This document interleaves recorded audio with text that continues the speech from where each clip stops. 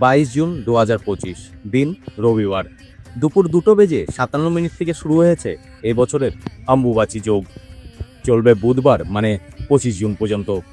এই 3 দিন কামাখ্যা মন্দিরের প্রধান প্রবেশদ্বার ভক্তদের জন্য বন্ধ রাখা হয়, কারণ বিশ্বাস করা হয় যে দেবী কামাখ্যা 3 দিন বিশ্রাম নেন।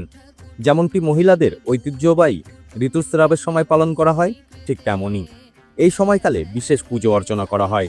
এই সময় কামাখ্যায় অম্বুবাচী মেলা হয়, কামাখ্যায় তান্ত্রিক আচার অনুষ্ঠান করা হয়। এই সময়কালে জ্যোতিষশাস্ত্র অনুসারে সূর্য মিথুন রাশিতে প্রবেশের ঠিক পরেই অমাবস্যা দেখা যায়।